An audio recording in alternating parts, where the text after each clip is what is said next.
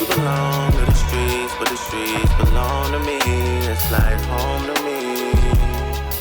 Alright guys, it's a big day, Monday morning on the way to boxing. I have a super packed schedule, so between the day I'm just gonna stop and I want to share with you really just the 3 most important pillars that have gotten me to where I am today. And most importantly, at that stage where you're trying to get to $10,000 or $20,000 a month. But first, let me get this workout in and we'll talk after. Yeah, I've just said I had to move a few things. I could do 10 to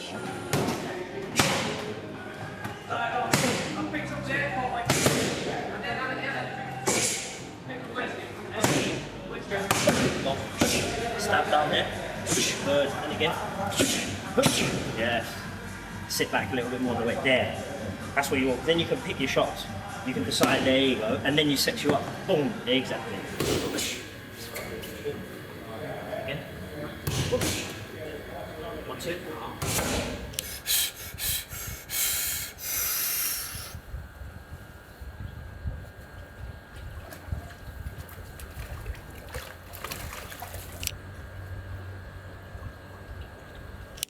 You see, there's really one trait that everyone who fails in life has in common.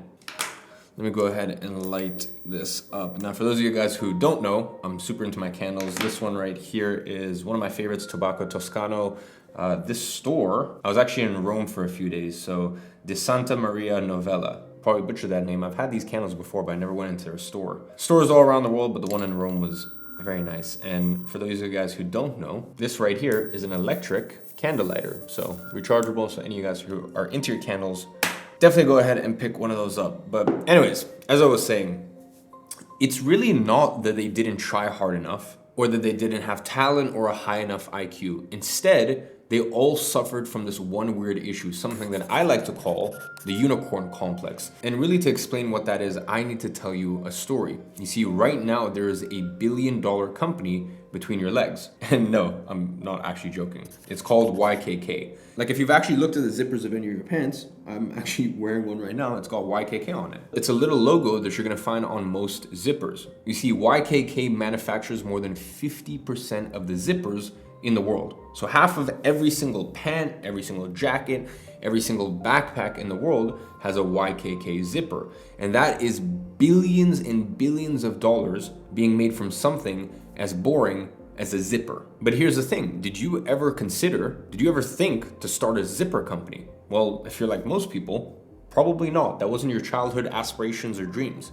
But let's think for a second about all the boring things that we interact with on a daily basis that people make fortunes off of. You've got boxes, you've got hangers, you've got chairs. And then if you want to think about services, you've got roofing, you've got cleaning, you've got waste management, you have staffing agencies. Do you know how many businesses out there need to hire people? All of them. And you know how most of them do it? Most businesses out there do it through staffing agencies. So all of these boring industries move billions of dollars daily. Yet, I bet you've never thought about selling boxes or hangers, getting into waste management, or starting a staffing agency. Now, why is that? Because you suffer from what I call the unicorn complex. You think you need to come up with this billion-dollar unicorn idea that no one has ever heard of before in order to be successful. And the problem is, that idea never comes. Weeks turn into months and you stay stuck trying to chase this revolutionary new idea, and that stops you from seeing the biggest secret that's hidden right in front of your nose. And that is, you don't need to invent the next Google or the next Uber. There is an ocean of opportunity in these simple, boring business models that have been tried and tested by thousands of people who became successful with them. But instead, you're too busy chasing the next big industry to see that. You know, it's kind of like trying to find the perfect diamond while you're sitting in a gold mine. Listen, what you need to understand is this. In this world, there are really 2 types of people. The ones who fail for their entire lifetimes and the ones who become successful. And the individuals that fail have this blind obsession with coming up with the next billion-dollar revolutionary business, and instead, they ignore the less sexy business models that have been proven to work. And by the way, a lot of times those less sexy businesses end up making more money in the long run. The individuals who succeed, they do what is practical. They choose business models that are often extremely boring, but they are proven to work by thousands of others who became successful with that business model before them. So listen, unless you want to fail, and fail a lot, for years, maybe even decades, in order to become successful, trust me, you don't want to be a trailblazer and depend on coming up with this revolutionary idea in order to become successful. Instead, you want to have the highest likelihood of actually becoming successful and do so while you're still young, so that way you can actually enjoy your wealth. And to be honest, the best way to do this is with a boring business that's been proven to work. And that is how 90% of the successful people in the world actually became that way. You can take me as an example. Listen, I only started venturing into less boring businesses many years after starting my first business and making lots of money with it. And what was that first business? An agency.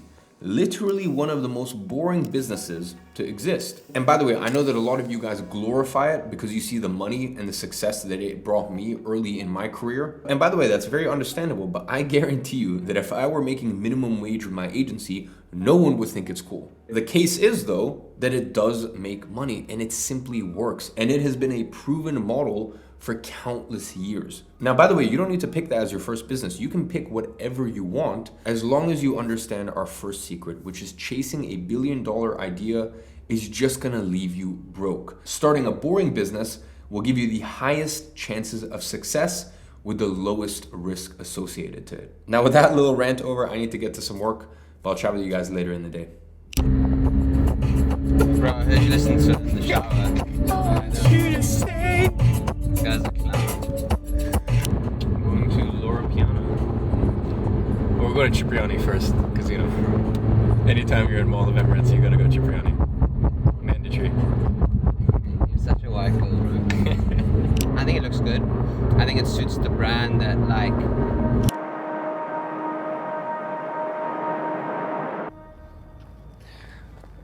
All right, so we're about halfway through the workday. I have a quick 30-minute break. So I'm gonna enjoy a nice cigarillo. But before that, I really wanted to talk to you guys about the second secret, and this is something that I personally experienced firsthand. And to be honest, it was really one of the hardest lessons that I learned when I first started experiencing some level of success. And to be honest, for this one, I'm actually gonna have to be a little bit vulnerable with you guys and take you back to a time when, to be honest, I thought I had it all figured out. You see, this must have been around, what, 4 or 5 years ago? I was making, you know, very good money. My business was growing and everything was going great. At least that's what it looked like from the outside. But to understand this, we need to take it even further back to my roots. Now, a lot of you guys may already know my story. Listen, it's a very typical story. Single mom, dad wasn't around, you know, watching her struggle and go to work and basically do everything just for me. It was tough, so I built my businesses. I dropped out of school to support me and my mom, and I didn't have a traditional childhood. I had to focus, I had to hustle, I couldn't afford to make mistakes. And there was a point in my life where if I lost a client, if I messed up on a project, it could all come crashing down. So I worked like a madman because I thought that was the only way to make sure that nothing would go wrong. And for a while, it worked. I was making more money than I ever thought possible. My business was growing faster than I could ever imagine, but without even realizing it, I was actually creating a massive trap for myself. Just like a tidal wave that I was warned about, but I didn't make a big deal out of, I took my eyes off of the shore, and before I realized that the water was at my feet and had already washed the beach, it got so bad that for 2 to 3 weeks in a row, I started waking up in the middle of the night with this crippling anxiety hitting me like a ton of bricks, my heart pounding, my mind racing, and that happened every single night. And I can't really put it into words, but I got into this very, very, very dark mind space where I almost felt like I didn't know who I was anymore. I just, like over the past 2-3 weeks, I just keep waking up with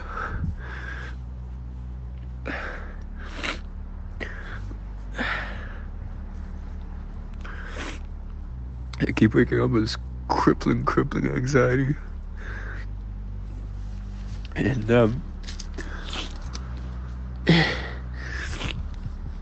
I just don't feel like myself. And then one night, I just snapped. And I actually ended up buzzing my hair for the first time in my life, and I had to lock myself away from any contact with the outside world for months on end to try to figure out what was happening. To be honest, I didn't really talk to anyone, I didn't see anyone. I just stayed isolated, trying to figure out where I went wrong. I mean, how could it be? How could I accomplish everything I wanted, get me and my mom out of the situation that we were in, and still be living through one of the worst periods in my entire life? Well, it was during this long period of solitude and self-reflection, of forcing myself to look in the mirror every single day and really assess what was wrong, that I came to a realization. All this time, I thought I was chasing freedom, but really, I was chasing money. The very thing that was supposed to set me free is what ended up imprisoning me. To be honest, money didn't bring any happiness in my life. What it did instead was help me build a prison for myself. An expensive one, yes, but still a prison. And this experience taught me that money was nothing if it didn't come with freedom. Now, luckily, I learned this lesson fast enough and at a young age. The problem was, I wasn't an isolated case living through this hell. This was something that most entrepreneurs struggle with, and most never figure it out. They keep chasing more and more money, thinking that the next paycheck, the next client, the next promotion will finally bring them the happiness that they've been looking for, without realizing that all they're doing is digging their own graves. And I've seen it happen with so many of my friends. I've seen it happen with people I look up to. They end up trading their freedom for money. They become slaves to their businesses, slaves to their clients, slaves to the very thing that was supposed to set them free. And the worst part, just like an addict, they think if they can just make a little bit more, if they just push a little harder, then everything will get better. Well, I'm sorry to say, spoiler alert, it doesn't. The more they chase, the more they trap themselves. And it's by acting like that you end up discovering our second secret from firsthand experience. And that secret is, there is nothing more miserable than being rich but not free. Oi, yeah. I communicate via gully flows. I don't wanna skate, I'll get a bloody nose. Annabella Kate, so I hit the blades. So the first secret was a word of warning. The second secret was the one that changed my life. And the third secret is the one that's going to change yours. And in order for you to understand, we really need to go back to that very same dark moment that I was living through. When I was going through the darkest period in my life, when I was locked away, really just trying to figure out what went wrong. And I asked myself the question, when was I truly happy? The happiest that I've ever been. You know, if I were to be truly honest with myself, and doing this exercise, I realized that the happiest that I ever was when I was making about $10,000 a month. And you see, it wasn't because of the money itself, but rather because of the freedom that that life and work setting provided me with. Due to the nature of my own business, I could work from anywhere, and I had the money to do pretty much whatever I wanted. Enough to send my mom some money every month, enough to take my best friend to Paris, enough to take time off whenever I felt like it. And most importantly, I never again had to do as I was told. I didn't need to follow someone else's orders because for the first time, I was truly in control of my own life. And that's what hitting that $10,000 a month figure really represented to me. And somewhere along the way, I lost that control. I lost that life setting that I created for myself. And the reason I'm telling you this is not to discourage you from becoming a millionaire or buying your dream car. You should aim to do all that stuff. By all means, I want you to do that. But what I want you to understand is this. Most people have a distorted perception of reality. They think that you need millions of dollars in your bank account to become truly free, reclaim control of your life, and live an epic lifestyle. While the reality is you don't need that. Today, it's much more about how you make your money than how much money you make. So let me give you an example to try to illustrate this point. Take an investment banker who's making $500,000 a year. And just so you know, that's on the higher end of a director or vice president level roles. When you're first starting out in your first few years, it's much below that. On the other hand, let's take a small business owner with all of his operations streamlined and outsourced, and he's making $100,000 a year. And by the way, that's less than the $10,000 number that I mentioned previously. So it's a very realistic figure. Now, if I was to ask you who's richer, what would your answer be? Obviously, the investment banker. If we're just looking financially, he's 5 times richer than the online business owner. Now, it's once time is introduced in this equation that the whole narrative starts to change. Let's say the investment banker works an average 80 hours a week, which is very, very typical for that role. And let's say our second guy works 10 hours a week on his business. Again, I was making way more than $100,000, working only 4 hours a week on my agency once I got it up and running. So if you calculate their relative income, you're gonna see that the relative income for an investment banker is $120 an hour. While for the guy with a small online business, it's $190 an hour. But that's not even the most important point, because let's say the investment banker manages to save up and retire in his early 50s. I mean, why is he even doing that in the first place? So that way he can move to some paradise city and live a chill lifestyle by the beach. Well, if that's the case, the guy who owns a small online business doesn't need to wait until retirement. He can live that lifestyle right now. He can run his business from a paradise city and live that same chill lifestyle by the beach. He doesn't have to wait until retirement. And most importantly, he doesn't need to live frugally and penny pinch along the way. He can actually enjoy the experiences his money can provide him while he's still young, and that's so important. Plus, another thing to mention is the investment banker is probably going to work in a place like New York and be bound to that city. They're going to be stuck. He's going to have to pay rent there. If he wants to go out for a fancy dinner with his wife, he's going to pay hundreds of dollars. His life cost in general is going to be very, very expensive. While at the same time, the guy with a small business can choose any city in the world to live in, where his lifestyle is going to cost a fraction of that. His rent will probably be 10% of the rent of the guy in New York for the exact same quality of apartment. An incredible night out is going to cost him $80, whereas the guy in New York is going to cost him $400.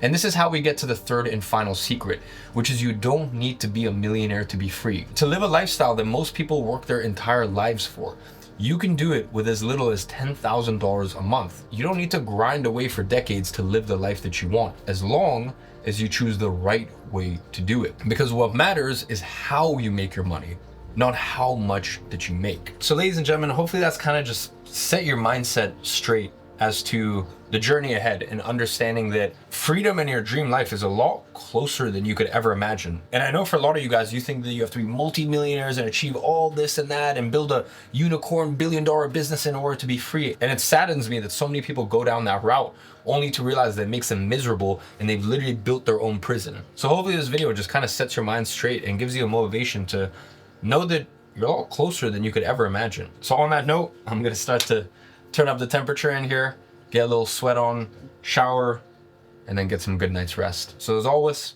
I'm watching from afar and I'm rooting for you.